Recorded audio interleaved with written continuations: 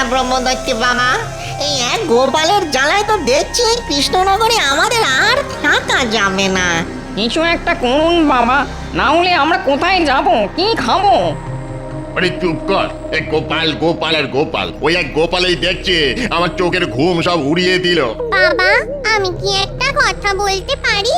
একটা কেন, 100টা বলতে পারিস, তবে কথাগুলো যেন কাজের হয়, বুঝেছিস? বাবা, আমি বলছিলাম কি, জ্যান্ত গোপালকে যখন আমরা কিছুতেই কবজা করতে পারছি না, তখন মরা গোপালকে আমাদের দলে ভিড়িয়ে নিলে কেমন হয়?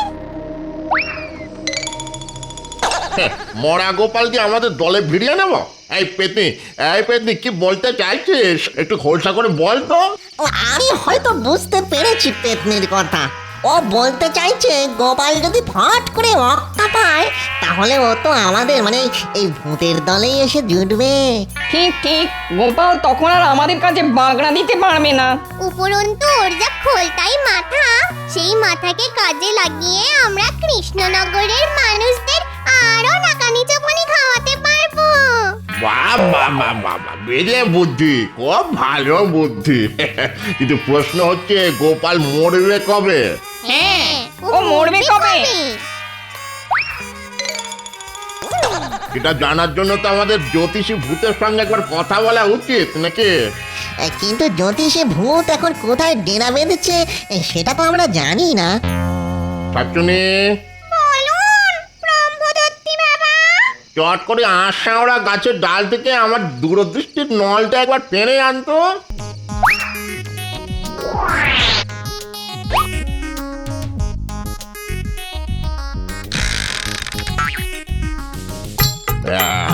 দেখি, এই জ্যোতিষী ভূত এখন আছে পশ্চিমের পাহাড়ের চূড়োয়। যা, দেখেও গিয়ে ওকে এখনই ডেকে নিয়ে আয়, যা। আমি যাচ্ছি বাবা।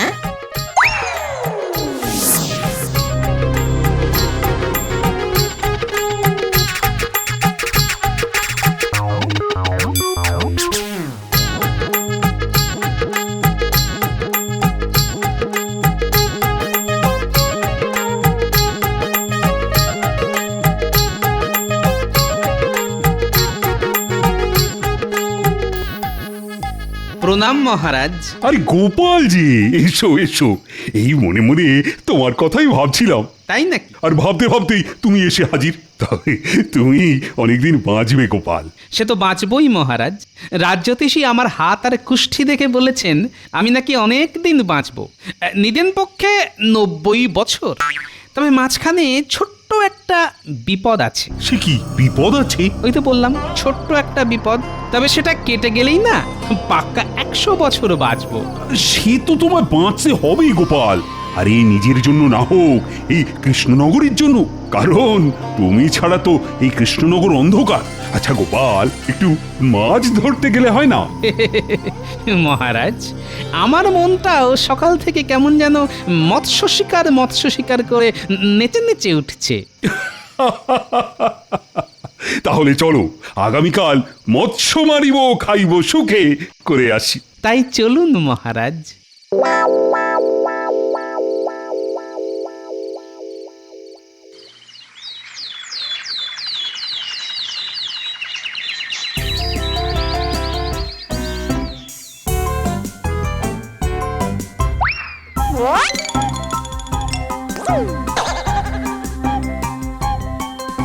এই যে জ্যোতিষী ভূত, বলি অনেকক্ষণ ধরে তো আগ্রহ হলো, এখন খোঁচা করে বলো তো গোপালের আয়ু কত?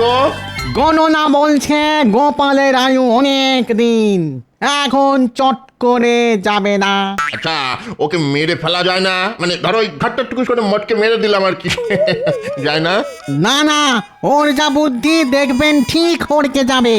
তাহলে কি করা যায় বলো তো? ব্রহ্মদৈত্য বাবা, আপনার দূরদৃষ্টির নলটা একবার দিন তো, গোপালের কপালটা একবার দেখি।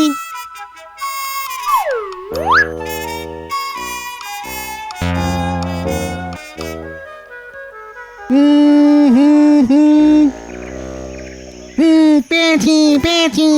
বুঝলেন ব্রহ্মদৈত্য বাবা, গোপালের কপালে একটা ছোট খাটো দুর্ঘটনা লেখা আছে। এই কিরকম কিরকম? গোপালের হাতে আজ ছিপের বড়শি ফুটে যাওয়ার প্রবল সম্ভাবনা। ওটাকে যদি কাজে লাগানো যায়। এর মাথায় এসে গেছে।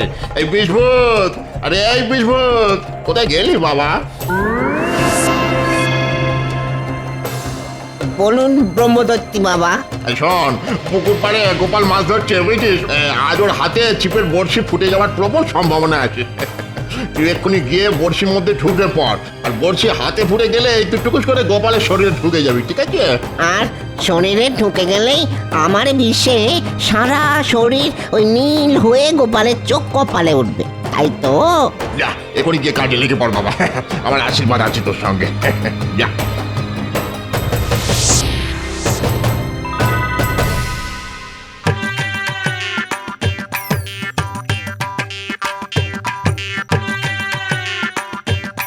গোপাল, আরে এই গোপাল, মাছে খাচ্ছে।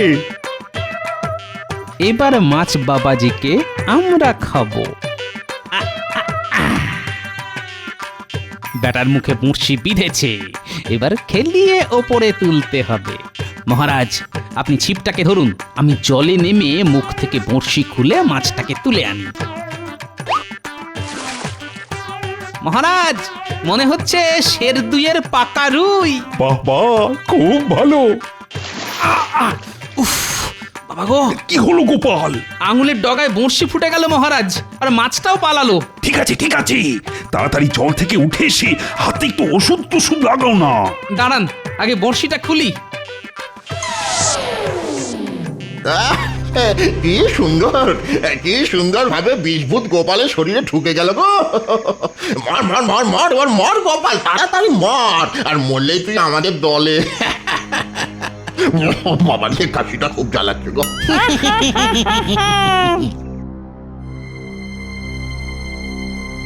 উফ, যা ফোটান ফুটেছিল না। ব্যথা করছে নাকি? হ্যাঁ, তা একটু টনটন করছে। তাহলে আজ আর মাছ ধরার দরকার নেই, চলো চলো প্রাসাদে ফিরে যাওয়া যাক। ওরে বাবা, বড্ড ব্যথা শুরু হয়ে গেল দেখছি। তাড়াতাড়ি পা চালিয়ে চলো দেখি, প্রাসাদে গিয়েই রাজবৈদ্যকে খবর দিতে হবে, মনে হয় বিষিয়ে গেছে।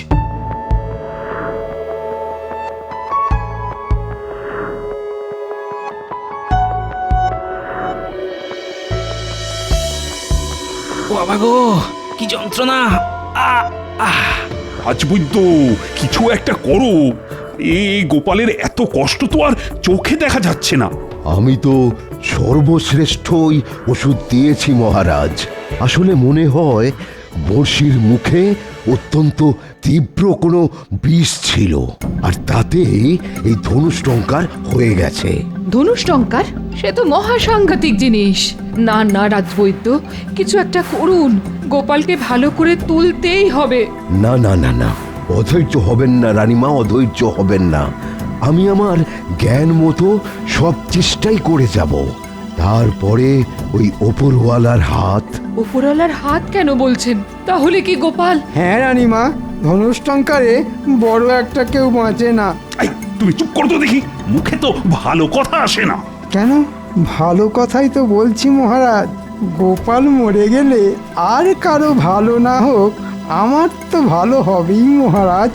দু হাতে আপনার রাজকোষ ফাঁকা করে দেব। হ্যাঁ, মাগো, দেখো দেখো রাজবৈদ্য, ওর নাড়িটা একবার ভালো করে দেখো দেখি। ভালো না, নারীর গতি একেবারেই ভালো না। মনে হচ্ছে সারা শরীরে বিষ ছড়িয়ে যাচ্ছে। মহারাজ, মহারাজ, ওর বাড়িতে একটা খবর দিন তো। আমি খবর পাঠিয়েছি। ওগো, ওগো, কি হয়েছে তোমার? বলো কি হয়েছে, বলো বলো কি হয়েছে? আমি চললাম গিন্নি। আচ্ছা, নারী নারী বন্ধ হয়ে গেল। তার মানে গোপাল চলে গেল? মরেছে মরেছে গোপাল মরেছে, গলা ছেড়ে বলো সবাই, গোপাল মরেছে। গোপাল মরেছে। মরেছি, গোপাল মরেছি। তা ব্রহ্মদত্তি বাবা ঠিকঠাক করতে পেরেছি তো? একেবারে 100 ওরে বাবা, গোপাল শেষ। গোপাল এখন আমাদের দলে আসতে বাধ্য হবে। তারপর গোপালের বুদ্ধির জোরে কৃষ্ণনগরের সমস্ত মনুষ্যকুলকে নাকানি চোপানি খাইয়ে ছাড়বো। যা যা যা যা যা, চট করে ভালো দেখে একটা মালা নিয়ে আয়, হ্যাঁ বুঝলি, মোটা দেখে আনবি। মালা দিয়ে কি হবে ব্রহ্মদত্তি বাবা? মেকা খোকা, ওরে গোপালের মতো একজন মহান ভূত আজ আমাদের দলে যোগ দেবে, তাকে একটু বরণ করে নিতে হবে না? তাড়াতাড়ি যা। এই পেতনিয়া শাকচুন্নি, তোরা নিয়ে আয়, বরণ ডালাটা নিয়ে আয়।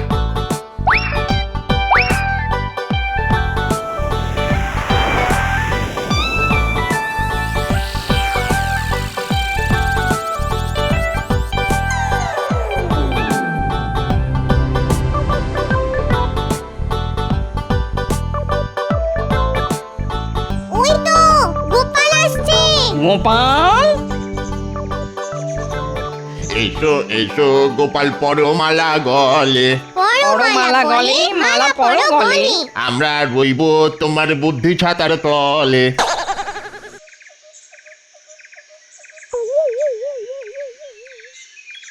আরে দূর গোষ্ঠীর পিণ্ডি, বলি এসব কি রঙ্গ হচ্ছে? আরে রঙ্গ নয় রে বাপ, রঙ্গ নয়, এটাই হলো ভূত সমাজের সনাতন রীতি। আর কোনো বুদ্ধিমান কিংবা মহান মানুষ মরে আমাদের এখানে এলে আমরা এভাবেই তাকে বরণ করে নিই। আমাকেও করেছিল, এটাই করেছিল, মনে আছে তো? হ্যাঁ, আমার নাম ব্রহ্মদত্তি, ভূতদের রাজা। হ্যাঁ, এসো এসো বাবা। ব্রহ্মদত্তি, ভূত, ভূতেদের সমাজ, এই এই এসব কথা বলার মানে কি? হ্যাঁ, বুঝতে পেরেছি, তুই এখনো ঠিক মতো তোর অবস্থাটা বুঝে উঠতে পারিস না। হয় ওরে বাপ, হয় রে হয়, সকলেরই এরকম হয়, আমারও হয়েছিল। মরে যাওয়ার ঝটকা আর খটকা কাটাতে কিছুটা সময় লেগেছিল রে বাপ। তার মানে তুমি বলতে চাইছো যে আমি মরে গিয়ে ভূত হয়ে গেছি, আর ভূত হয়ে তোমাদের এখানে চলে এসেছি?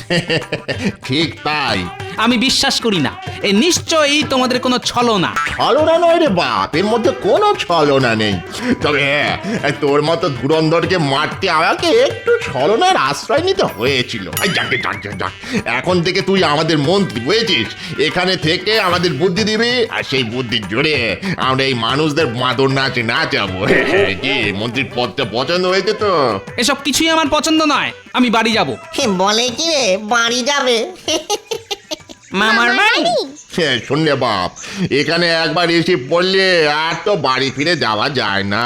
আর বাড়ি ফিরেই বা কি করবি, ছাতার মাথা? ওই যে কথায় আছে না, বুঝলে চোখের পাতা, কে বা পিতা, কে বা মাতা। মানে চোখের পাতা বুঝলে বাপ মা কেউ নয় রে। শোন রে বেটা, তোর বাড়ির লোকেরা তো এক এক করে তোকে খরচার খাতায় লিখে দিয়েছে টুকুস করে।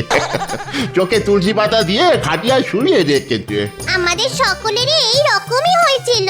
আবার বলছি, এ সবই তোদের মন গড়া কথা। গোপালকে কেউ খরচার খাতায় লিখে দিতে পারে না, বুঝলি? লিখে দিতে পারে না? হ্যাঁ, না, পারে না। তাহলে এই নে আমার দূরদৃষ্টি নল, চোখে লাগিয়ে দেখে নে তোর বাড়িতে এখন কি হচ্ছে। হ্যাঁ হ্যাঁ, আরে কি হলো দেখ।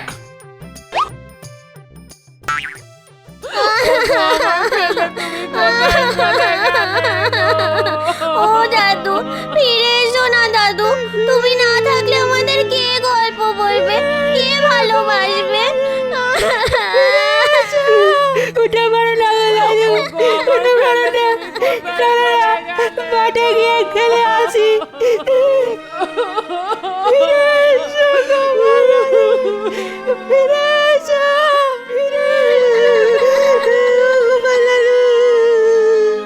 ভালোই হলো বলো, গোপাল বেটা মরতে আমাদের সুবিধা বই অসুবিধা হবে না, কি বলো? তাজা বলেছেন, মোটাটার বড় চ্যাটাং চ্যাটাং কথা ছিল। বচনে বচনে পুড়িয়ে মারতো একেবারে। শুধু মহারাজের চোখের মণি ছিল বলে কিচ্ছু বলা যেত না। মণি তো এখন ফুস হয়ে গেল, কি করবেন এখন মহারাজ? হ্যাঁ,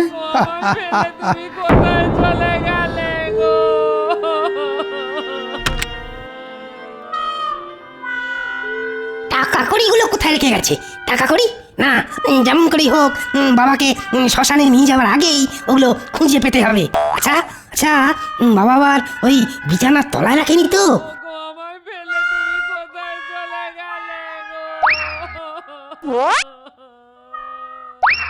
খোকা, হ্যাঁ,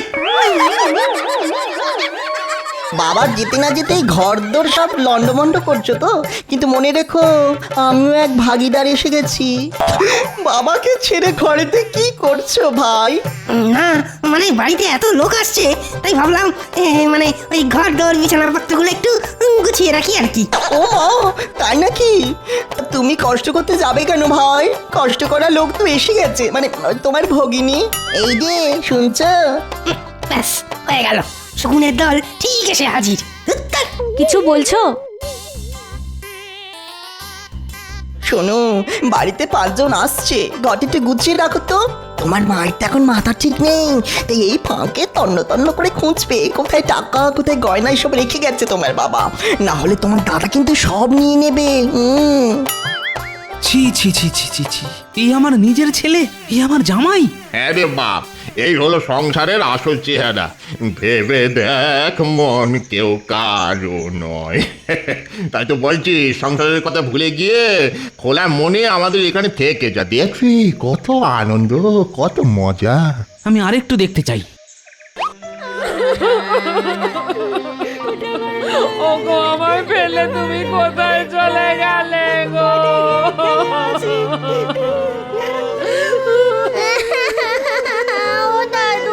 ও দাদু ফিরে এসো না, দাদু ফিরে এসো। ও দাদু ফিরে এসো না। ফিরে এসো গো দাদু, ফিরে এসো। এত ভালোবাসা, আমাকে এত ভালোবাসে ওরা। ও ব্রহ্মদত্তি বাবা, আমাকে আমাকে একবার ওদের কাছে যেতে দাও। গিন্নিকে আর আমার প্রিয় নাতি নাতনিদের একবার দেখা দিয়েই চলে আসবো। সে কি করে হয়? কেন হয় না, কেন হয় না? তুমি ব্রহ্মদত্তি, ভূতেদের রাজা, তুমি যদি ছলনা করে আমাকে এখানে নিয়ে আসতে পারো, তাহলে 5 মিনিটের জন্য কেন যেতে দিতে পারো না? বড় মুশকিলে ফেললি দেখছি। কথা দিচ্ছি ঠিক 5 মিনিটেই যাবো আর চলে আসবো। আর যদি যেতে না দাও তাহলে কিন্তু কোনোদিন আমার কাছ থেকে কোনো বুদ্ধি তুমি পাবে না। এরা বাবাই তো চমকাচ্ছে। চমকানেই বলো আর ধমকানেই বলো, এই আমার শেষ কথা। কি যেতে দেবে? বাবা যেতে দাও, গোপালটা জিনিস, ওকে বেশি ঘাঁটিয়ে কাজ নেই। ঠিক আছে ঠিক আছে, যা, তবে ঠিক 5 মিনিট, বুঝেছিস?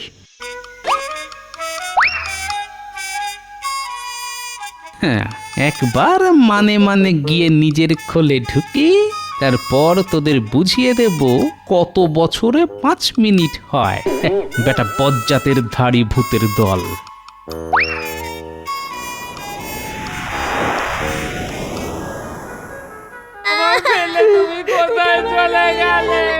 বলছি কি, অনেকক্ষণ তো হয়ে গেল, এবার তো শ্মশান যাত্রা শুরু করতে হয়। হ্যাঁ, যখন আর ধরে রাখাই যাবে না তখন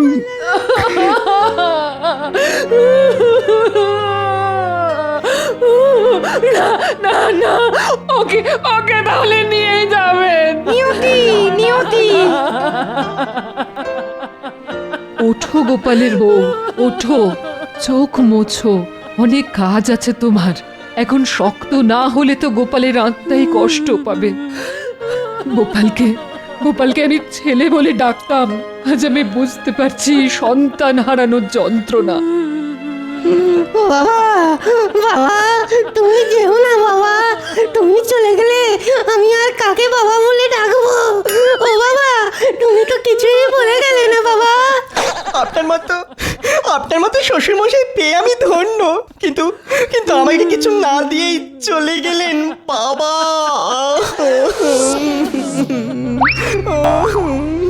ওরে বাবা, কে গাঁটটা মারলো?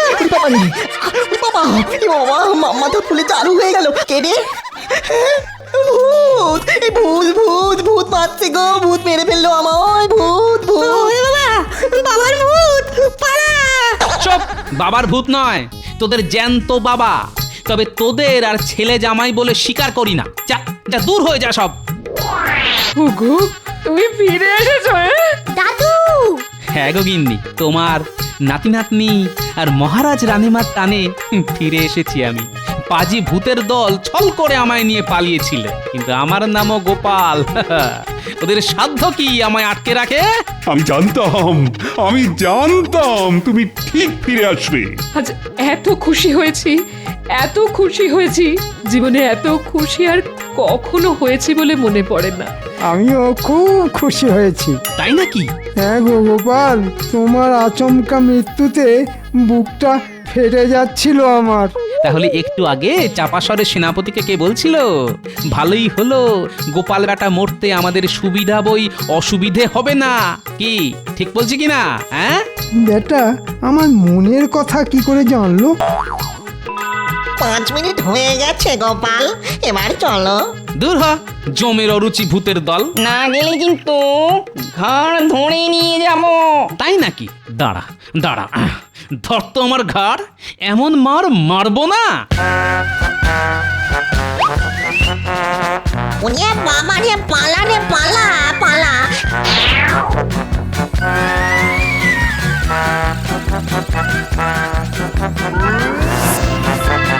পালান পালান বাবন দৈত্যি বাবা, গোপাল বাঁশ নিয়ে তাড়া করেছে।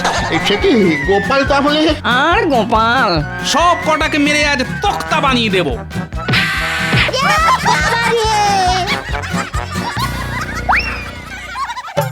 আমি কিন্তু তোকে ছাড়বো না, আমি ছাড়বো না। বাবা কপাল তো বুঝি ফেটে গেল। পালা পালা। শুধু কপাল না, আজ তোর সব কিছু ফাটিয়ে দেব। না রে বাপ, বুড়ো বয়স আর বাঁশ পেটা খেতে পারবো না রে। তাহলে এখান থেকে পালা, আর যাবার সময় কথা দিয়ে যা আর কখনো কৃষ্ণনগরের ত্রিসীমানায় আসবি না। আসবো না, আসবো না, এই নাক মলছি কান মলছি আর কখনো আসবো না। ওরে বাবা রে বাবা, এলেই কিন্তু আমার হাতে বাঁশ পেটা। পালা পালা পালা।